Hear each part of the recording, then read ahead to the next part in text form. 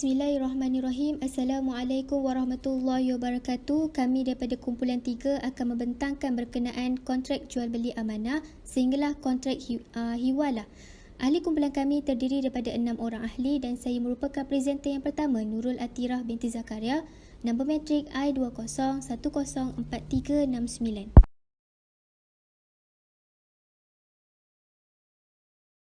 Okey, kontrak jual beli amanah bai'u al-amanah.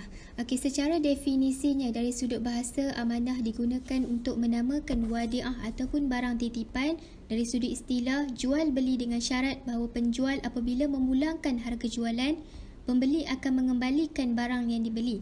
Okey, secara konsepnya untuk kita lebih fahami, jual beli amanah ialah jual beli yang berteraskan kejujuran dalam urus niaga, sama ada melibatkan pihak pembeli dan pihak penjual.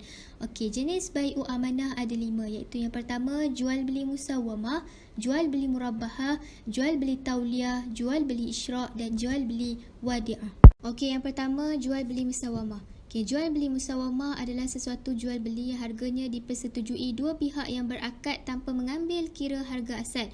Okay, mana jual beli musawamah ni pembeli bebas menawarkan harga barang yang akan dibelinya. Okay, contohnya kita dapat lihat selalu dekat pasar lah akan terjadinya proses tawar menawar. Okay, contohnya ada seorang adik ni dia nak beli baju dekat kak tu. Baju tu harga sehelai RM15. So dia akan tawarlah dekat kak tu, kak boleh tak bagi harga baju ni RM12. So bila penjual tu merelakan hati, so akan terjadilah jual beli musawamah, iaitu apabila dua pihak bersetuju. Okey, yang kedua, jual beli murabahah. Okey, jual beli murabahah ni sesuatu jual beli yang diasaskan harganya kepada harga asal yang dipersetujui dua pihak yang berakad menambahkannya. Okey, di mana jual beli murabahah ni kita dapat faham menjual barang dengan harga yang ditambah keuntungannya. Okey, contohnya Kasim ni seorang peniaga kereta. Okey, Fauzi ni nak beli kereta dengan Kasim. So Kasim ni bagi tahulah dekat Fauzi yang harga asal kereta tu RM10,000 tetapi dia nak jual dengan harga RM15,000. Maka apabila Kasim dan Fauzi bersetuju di antara satu sama lain, maka akan terjadilah jual beli murabahah, di mana jual beli murabahah ini penjual akan mendapat keuntungan. Okey, yang ketiga, jual beli tauliah. Jual beli tauliah adalah sesuatu jual beli yang diasaskan harganya tanpa sebarang pengurangan dan penambahan. Di mana jual beli tauliah ni adalah penjual tu menyebut harga pokok dan menjual dengan harga tersebut. Okey, contohnya t-shirt tu selai RM10. Okey, lepas tu penjual ni dapat dekat harga borong pun RM10. So dia jual dengan harga RM10 juga. So penjual ni tidak akan mendapat keuntungan dan tidak akan mendapat kerugian lah. Okey, yang keempat, jual beli isyrak. Jual beli isyrak ni adalah sesuatu jual beli yang melibatkan sebahagian barang dan harga sahaja, di mana penjual dan pembeli berkongsi harta yang sama. Okey, contohnya macam Kamal ni dia ada 100 ekar tanah. Okey, 100 ekar tanah tu bersamaan RM100,000. So dia nak jual 50 ekar tanah tu kepada seseorang lah. So pembeli yang akan beli kepada dia tu perlu memberikan sebanyak RM50,000 lah bersamaan dengan 50 ekar tanah. So penjual dan pembeli akan berkongsi nilai harta yang sama. Okey, kelima, jual beli wadiah. Jual beli wadiah ini adalah sesuatu jual beli yang diasaskan kepada harganya yang dipersetujui dua pihak yang berakad mengurangkannya. Di mana jual beli wadiah ni lebih kurang dengan murabahah, tetapi dia jual beli yang mengurangkan bukan menambahkan. Okey, di mana menjual barang dengan harga yang lebih rendah. Okey, contohnya macam ikan tu, kereta tu harga dia RM15,000 tetapi dia dah pakai dah. So dia nak jual dengan RM10,000 je. Okey, so dekat sini jual beli wadiah ni penjual akan mendapat kerugian lah. Okey, bai'u al-murabahah iaitu seperti saya katakan dalam slide sebelum ini, jual beli yang melibatkan kepada kadar keuntungan. Okey, kita lihat kepada syarat jual beli. Yang pertama, pembeli mengetahui harga asal barang yang akan dijual beli murabahah. Okey, pembeli itu harus tahu harga asal barang tersebut. Contohnya harga asal barang tu RM10. So dia kena tahulah harga asal barang tu RM10 supaya tidak berlaku akad yang fasik. Kerana syarat jual beli adalah pembeli harus tahu harga asal barang yang akan dibelinya. Okey, yang kedua, pembeli mengetahui kadar keuntungan yang diambil dari jual beli murabahah. Okey, contohnya supaya pembeli tu tak kata yang penjual tu mendapat kadar keuntungan yang laba ataupun kadar keuntungan yang tinggi yang boleh menyebabkan kepada riba. Okey, so dua-dua pihak kena bersetuju dalam proses jual beli. Okey, yang ketiga, pembayaran dilakukan berdasarkan harga yang setanding nilainya. Okey, contohnya dalam satu mall ni ada baju tu harga dia RM95.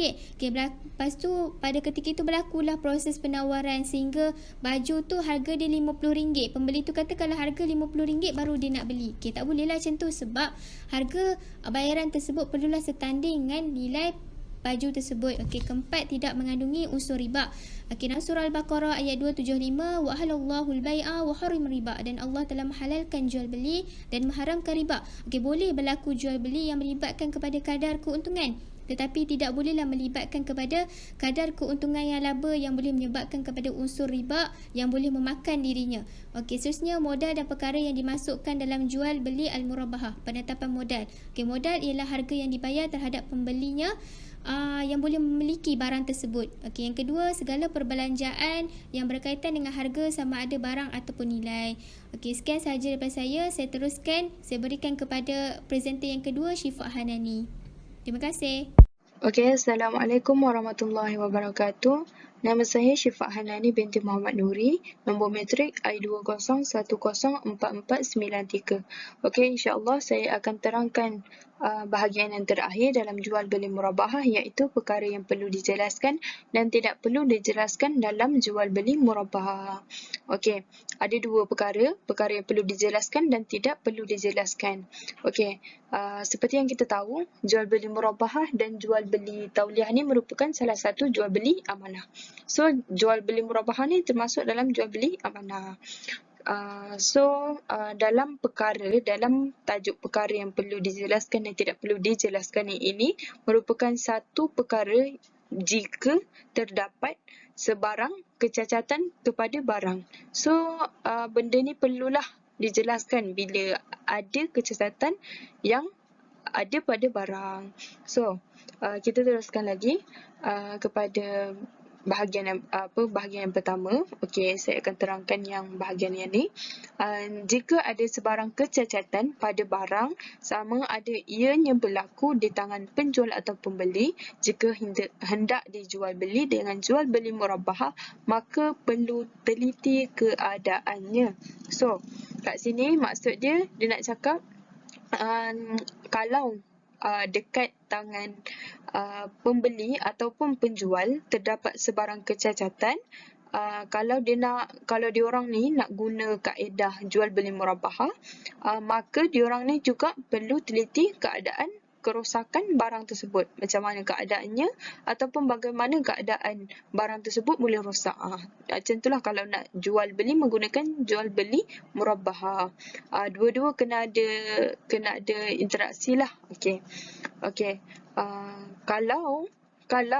Kalau barang tersebut ataupun kecacatan barang tersebut disebabkan perkara di luar keupayaan manusia, maksudnya kita tak sedar benda tu berlaku, mengikut jumhur fuqaha, ianya tidak boleh dijual.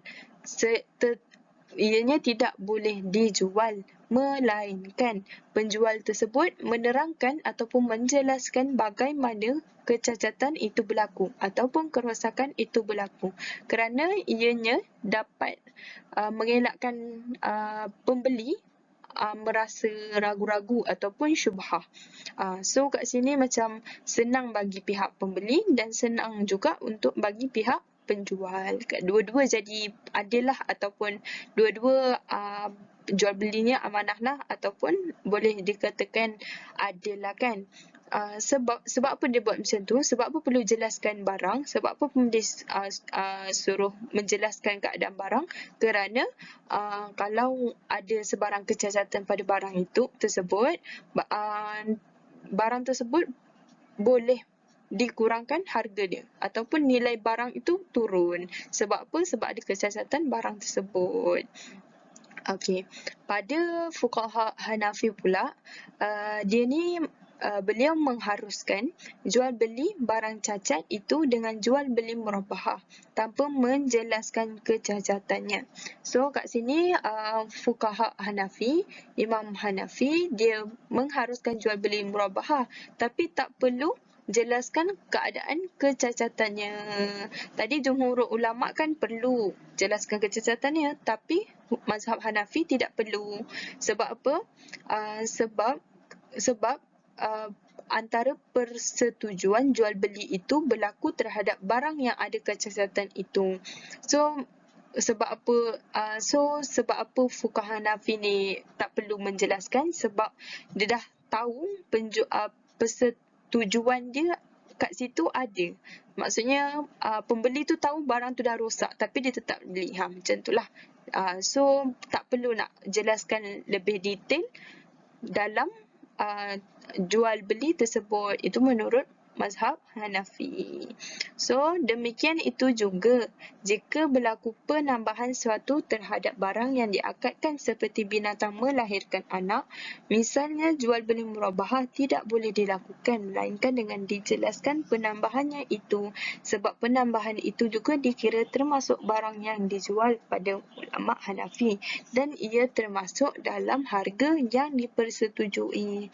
So, mazhab Hanafi ni juga maksudnya kat sini mazhab Hanafi ni juga jika dia berlakunya satu penambahan, contohnya ada seekor kambing yang melahirkan anak secara tiba-tiba, bukanlah dia melahirkan anak kan, dia lahirkan anak, lepas tu dia jual dekat orang, lepas tu dia nak beli lagi. So binatang tu anak yang dijual tu dia kena dijelaskan penambahannya itu. Contoh pembeli tu dia cakap dia nak tambah satu lagi seekor lagi. Macam itulah. So pembeli tu tersebut kena jelaskan penambahannya itu. Sebab apa? Penambahannya itu juga dikira termasuk barang yang dijual. So benda ni perlulah. Yang pertama tadi, okey, saya rumuskan balik. Yang pertama tadi disebabkan mazhab jumhur fuqaha. Jumhur fuqaha ni dia tidak boleh dijual, tak perlu dijelaskan kecacatannya, tapi mazhab Hanafi perlu. Okey, kita teruskan lagi dengan hak pembeli jika ada penipuan.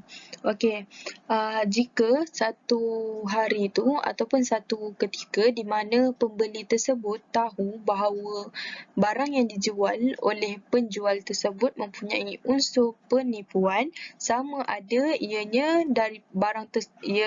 merupakan daripada aspek harga asal barang tersebut dijual ataupun penjual tersebut membeli barang tersebut dengan cara yang bertangguh, iaitu cara dia berhutang. Lepas tu dia jual balik dengan si pembeli. Maka mengikut mazhab Hanafi, pembeli tersebut dia berhak membuat khiyar, iaitu pilihan.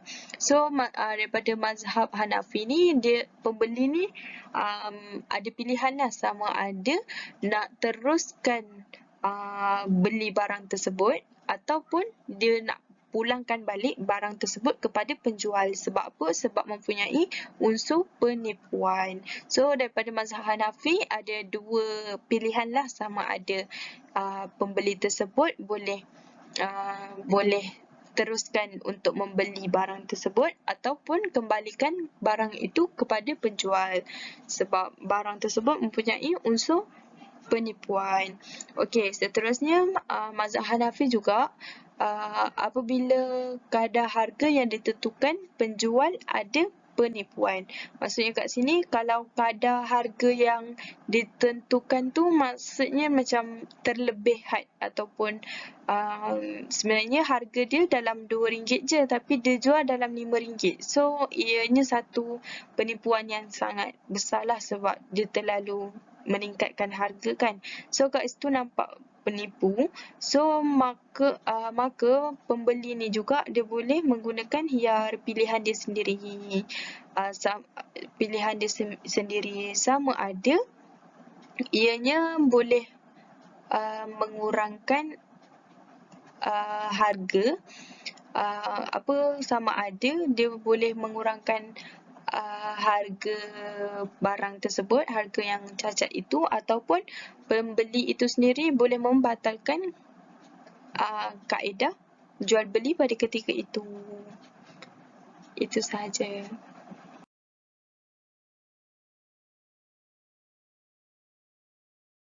Okey, kita teruskan lagi dengan kontrak jual beli jizaf.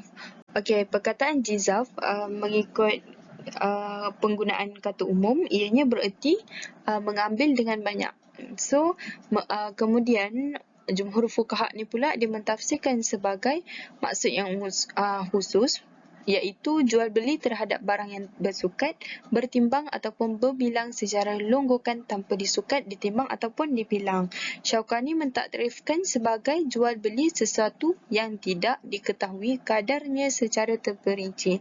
So, jizaf ni adalah suatu barang yang tak dapat kita ketahui kadarnya. Maksudnya kalau kita timbang pun tak tepat. Mungkin dalam satu longgokan tu kita tak kira. Macam tu, itu maksud jizaf lah. Timbangan yang banyak ataupun satu barang longgokan yang banyak yang kita tak tahu kadar dia secara terperinci.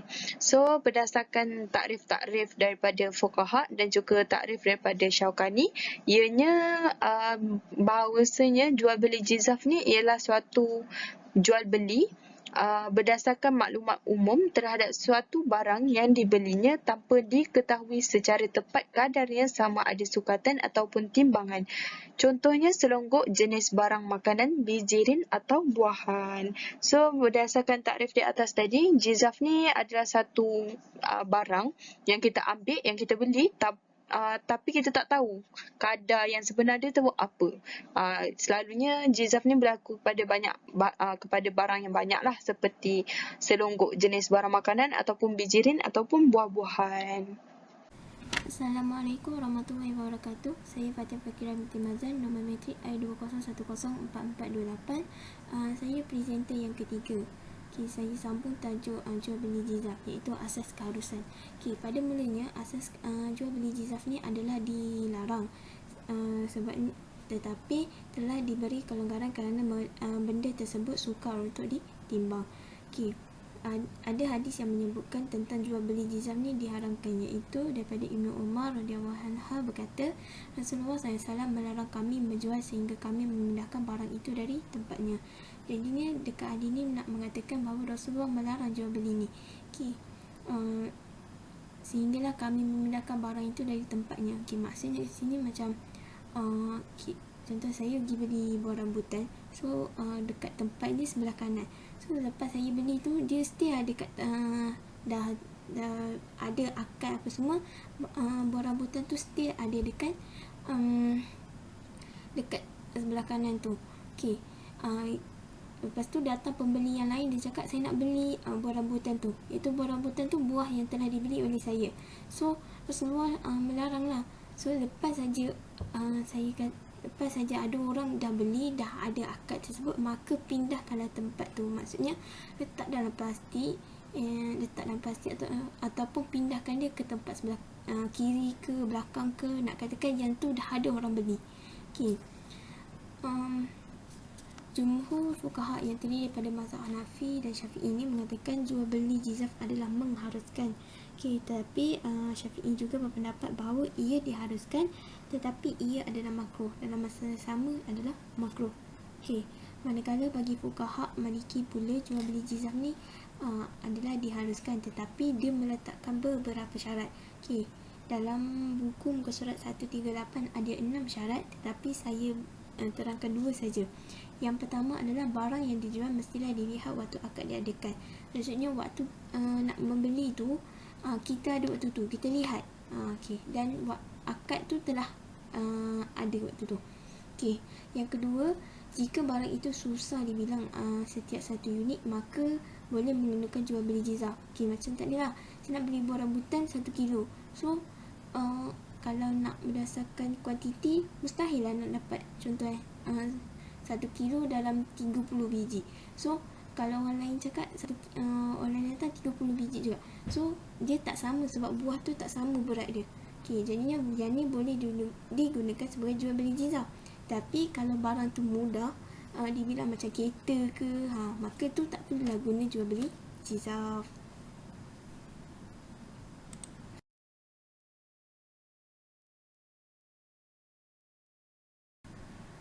Kita masuk tajuk seterusnya, iaitu kontrak jual beli urbun, iaitu bai' al-urbun.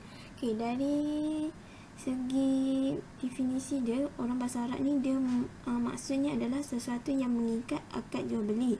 Tetapi menurut fuqaha, dia memberi pengertian yang khusus, iaitu seorang ingin membeli sesuatu dan menyerahkan wang pendahuluan 2 dirham atau lebih dengan perhitungan jika dia meneruskan akad jual beli itu, maka wang pendahuluan itu menjadi sebahagian daripada harga barang, dan jika dia tidak meneruskan jual belinya itu, maka wang pendahuluan itu menjadi hak penjual. Okey, maksudnya kat sini kalau contohnya saya beli perabot harga dia RM500. So saya serahkan wang pendahuluan ni sebanyak RM250. So saya ada lagi RM250 lagi. So RM250 lagi tu kalau dihantar kat rumah, okey, baru saya bayar habis. Tapi kalau lah tiba-tiba saya kata saya nak batalkan pembelian tu, maka duit pendahuluan tu menjadi hak milik penjual. Okey, seterusnya adalah hukum tentang jual beli urbun. Okey, kebanyakannya fuqaha ni dia mempunyai perbezaan pendapat lah dari segi hukum jual beli ni. Okey, menurut mazhab Hanafi, Maliki dan Syafi'i, diorang berpandangan ataupun berpendapat bahawa jual beli ini tidak sah sebabnya terdapat hadis yang melarang jual beli tersebut. Okey, hadis ni naha Rasulullah SAW an bai'i al-urbani, yang bermaksud Rasulullah SAW melarang berjual beli secara urbun. Kenapa Rasulullah melarang? Sebabnya dalam jual beli urbun ni dia terdapat unsur gharar di dalamnya.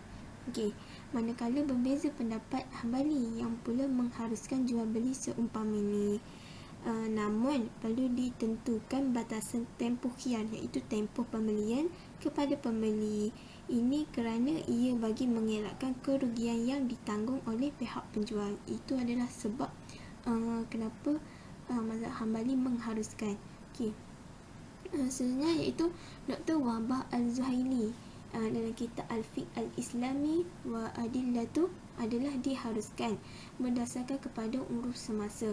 Okey, selain itu hadis yang menyatakan melarang tu, Dr. Wahbah Al-Zuhaili ni mengatakan hadis tersebut adalah tidak sahih. Okey, dan doktor ni dia meletakkan beberapa syarat lah. Okey, antaranya tempoh masa bagi tujuan pembelian sepenuhnya diberikan secara jelas agar terhindar dari unsur gharar. Misalnya jangka masa 1 hari, 2 hari ataupun 3 hari yang disepakati oleh kedua belah pihak yang berakad. Okey, yang seterusnya, wang pendahuluan yang akan menjadi milik penjual ketika pembeli tidak jadi membeli barangnya merupakan wang ganti rugi, iaitu ta'wid atas kerugian yang ditanggung oleh penjual. Namun jika masih terdapat lebihan wang pendahuluan daripada kerugian sebenar penjual, maka ia hendaklah dipulangkan kepada pembeli. Okey, itu saja daripada saya. Sekian, terima kasih. Bismillahirrahmanirrahim. Assalamualaikum warahmatullahi wabarakatuh. Saya selaku presenter yang keempat, iaitu Nurul Syifa binti Muhammad Kamal, nombor matrik I20104374, akan membentangkan bab yang berkaitan dengan kontrak hutang, iaitu khot. Kontrak hutang. Takrif khot dari segi bahasa. Hutang dalam istilah perkataan Arab dipanggil sebagai khot, manakala hutang mengikut penggunaan umum bermaksud sebahagian wang yang diberikan kepada penghutang oleh pemiutang. Pemiutang tu ialah orang yang memberikan hutang. Poin yang kedua, sebahagian harta pemiutang yang diberi kepada penghutang tu pula bermaksud sebahagian harta orang yang memberi hutang diberikan kepada orang yang nak berhutang. Dan di sini barulah dinamakan sebagai konteks hutang. Hak dari segi fuqaha pula, hutang ni ialah memberi hak milik sesuatu barangan kepada orang lain. Maksudnya hak milik orang yang memberi hutang ni diberi kepada orang yang nak berhutang. Contohnya saya memberi RM100 kepada anda dengan syarat anda perlu memulangkan semula gantinya tanpa sebarang tambahan. Maksudnya kalau dia tak mau bagi duit pun dia kena bagi sesuatu barangan yang bernilai harga yang sama dengan kadar yang dipinjam lah.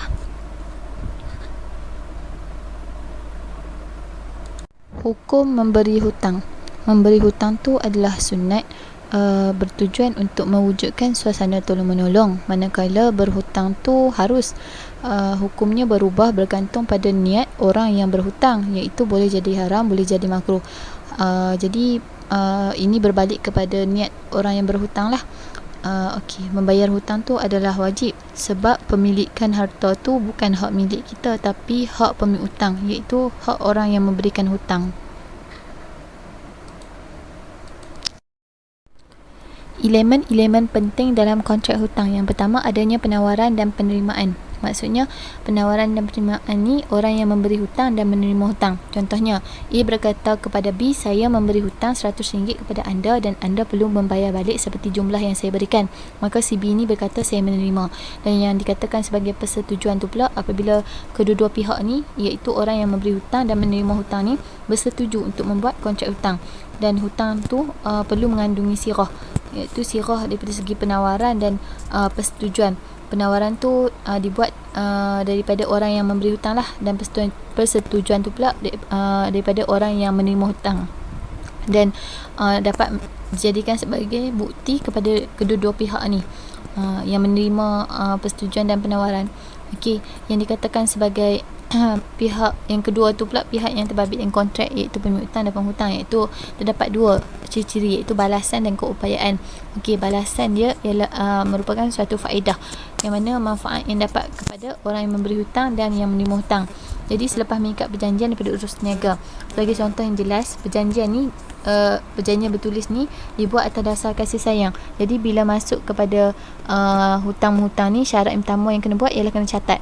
Jadi untuk mengelakkan kecacatan dan kesalahan yang timbul semasa dan tempoh berhutang, dan bagi mengelak kecuaian bayaran balik kepada penghutang. Keupayaan ni pula ialah elemen yang penting dalam kontrak kerana dapat menunjukkan kelayakan seseorang ini untuk berkontrak. Ciri-cirinya, orang tu mestilah dewasa, berakal sempurna dan tidak hilang kelayakannya untuk membuat kontrak. Kalau dia gila, maka hilanglah keupayaan untuk berkontrak kerana dia tak dapat berfikir dengan waras. Yang ketiga, terdapat perbezaan pendapat ulama. Macam Imam Hanafi ni, dia mengehadkan jenis-jenis barang yang dia boleh jadikan hutang. Macam kalau kita hutang dekat orang, lepas tu dia nak gantikan dengan barang, dia hadkan lah. Dia kata barang yang boleh bagi bayar hutang tu macam barang-barang yang bersukat, timbang yang boleh dibilang. Contoh macam telur dan buah-buahan, yang tu je yang boleh digantikan untuk membayar hutang. Yang lain-lain selain itu tak boleh. Jadi kalau Imam Syafi'i, Imam Maliki dengan Imam Hanbali pula, dia kata hutang tu boleh dalam semua jenis barang, tak perlu pun yang bersukat, bertimbang ataupun makanan atau barang lain, semua jenis boleh. Tapi kalau Imam Hanafi ni dia hadkan barang-barang yang boleh bayar hutang. Kiranya jenis barang yang dibolehkan tu, tukar cara pembayaran tu hanya sedikit sajalah. Assalamualaikum warahmatullahi wabarakatuh. Nama saya Nurul Zulaika Medi Hisham, nombor matrik I20104328. Saya adalah pembentang yang kelima. Saya akan membentangkan topik masa pembayaran dan kadar pembayaran hutang. Apabila dua pihak ni dia telah pun bersetuju serta menetapkan masa bayaran bagi si penghutang untuk membayar hutang, tak semestinya pembayaran tadi tu dia terikat dengan masa yang masing-masing tu telah setuju. Pihak pemiutang ni dia boleh tuntut hutang dia lebih awal, sebab hutang yang dibagi tu adalah satu ihsan daripadanya. Jadi penghutang tu tak patut untuk mengikat ataupun menetapkan bayaran hutang tersebut. Berbeza dengan Imam Malik, dia berpendapat bahawa masa yang dipersetujui oleh kedua-dua belah pihak tu merupakan pengikatnya. Oleh itu, pihak pemiutang dia tak ada hak langsung untuk tuntut hutang dia lebih awal, kerana persetujuan akad yang telah dibuat perlu dipatuhi, seperti perintah melalui Al-Quran.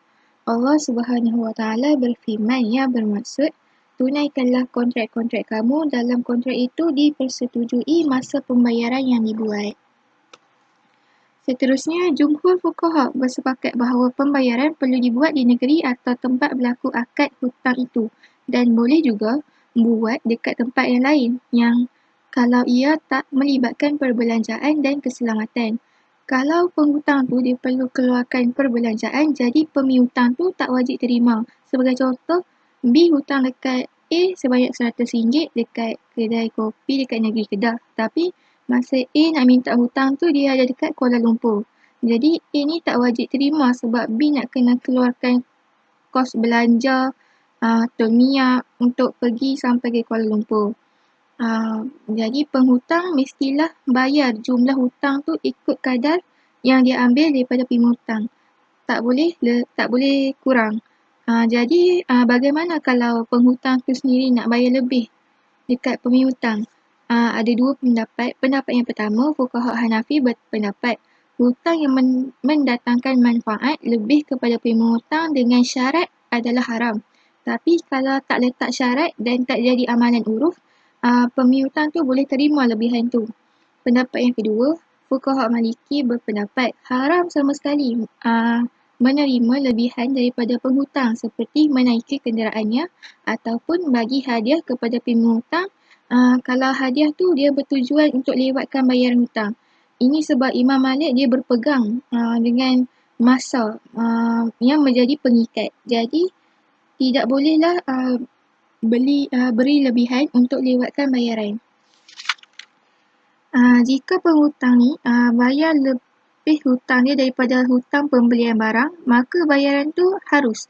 Tapi kalau dia bayar lebih tu dengan syarat lebihan tu akan jadi haram sebab syarat bayar lebih tu akan jadi kepada riba. Jika tak bersyarat maka diharuskan. Contohnya macam kalau A dia nak bagi lebih RM10 sebab dia ikhlas. Jadi RM10 tu pemihutang boleh terima sebab bukan dia yang letak syarat.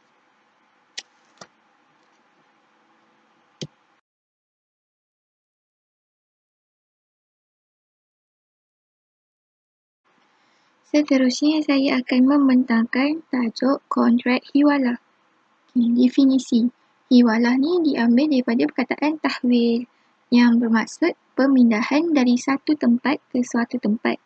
Fuqaha dia guna perkataan ni dalam perundangan yang bermaksud pemindahan hutang daripada seorang kepada seorang yang lain. Contohnya, A berhutang dengan B sebanyak 100. Kemudian A ni nak suruh B minta hutang dia dekat pihak C. Jadi C tu dia perlu terima apa yang A minta untuk bayar hutang dia. Maksud kat sini penghutang meminta pihak lain untuk bayar hutang dia kepada pemihutang yang dia berhutang daripadanya.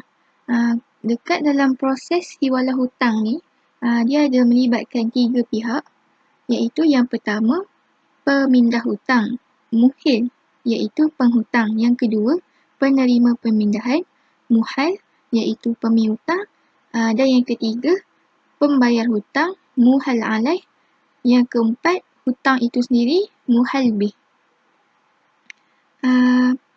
Asas hukum hiwalah.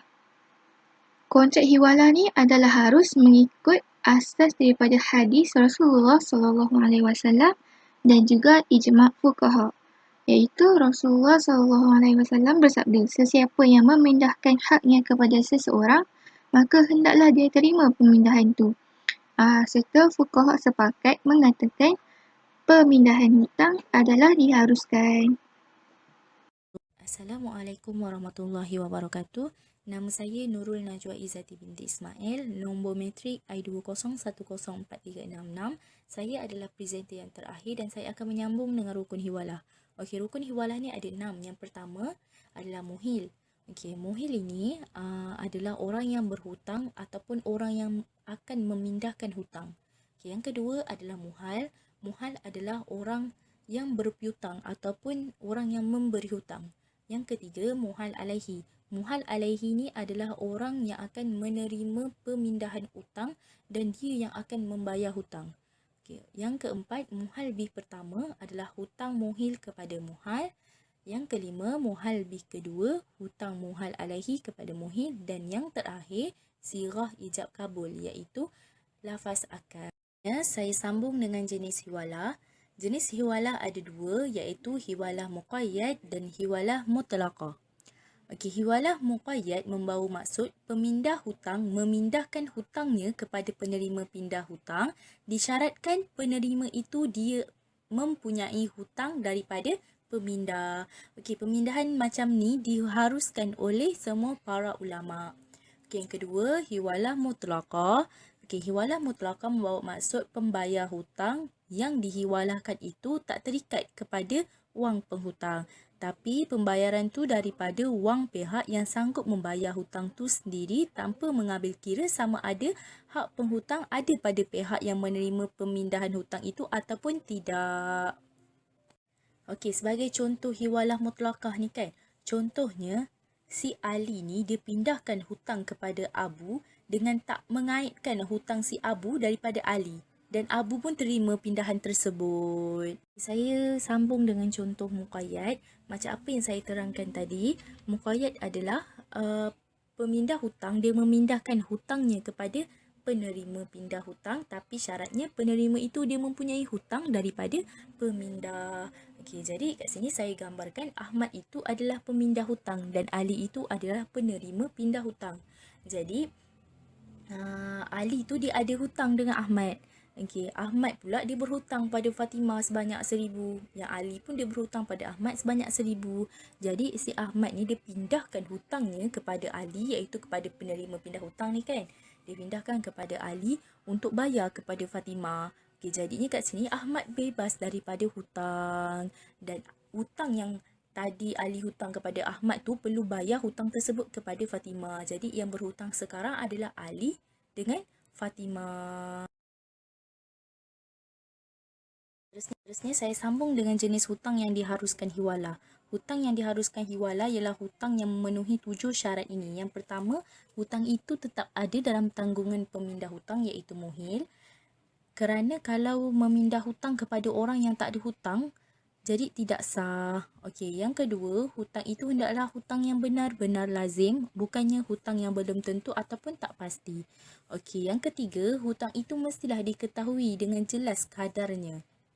Itu kalau ada kejahilan ataupun kurang pasti pada kadar hutang itu, dia akan membawa kepada pertikaian yang boleh membawa kepada terbantutnya pembayaran itu kerana takut adanya penipuan. Okey, yang keempat, hutang itu hendaklah hutang yang tetap dan jelas yang tidak mungkin terhapus disebabkan ada kerosakan dan sebagainya.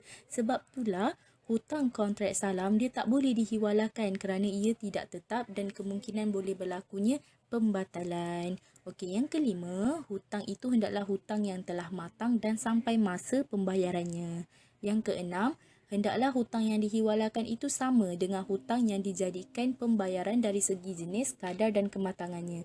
Macam contoh yang tadi, iaitu Ahmad dia berhutang dengan Fatimah sebanyak 1,000 dan yang perlu bayar Ali sebab Ali itu adalah penerima pemindah hutang kan. Jadi Ali kena bayar dekat Fatimah 1,000 tepat-tepat, tak boleh kurang, tak boleh lebih.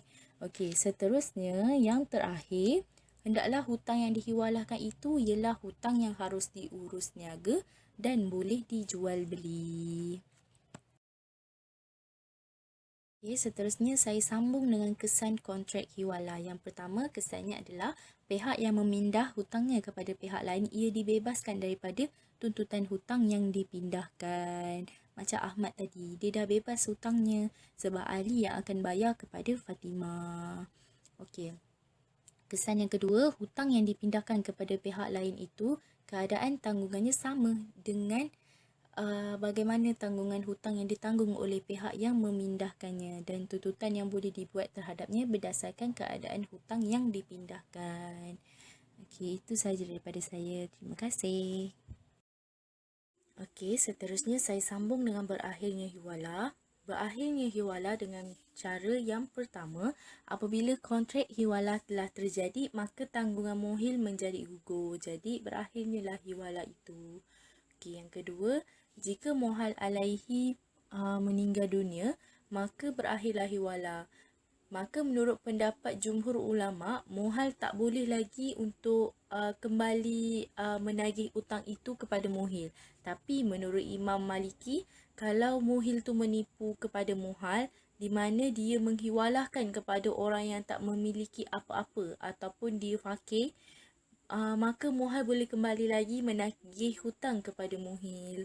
Okey, yang ketiga, jika muhal alaihi telah melaksanakan kewajipannya kepada muhal, Ini bererti akad hiwalah itu benar-benar telah dipenuhi oleh semua pihak. Okey, yang keempat, jika mohal menghapus bukan kewajipan membayar hutang kepada mohal alaihi. Okey, yang kelima, jika mohal menghibahkan atau bersedekahkan harta hiwalah tu kepada mohal alaihi dan ia menerima hibah tersebut, maka tamatlah hiwalah tersebut. Okey, itu sahaja daripada saya. Terima kasih.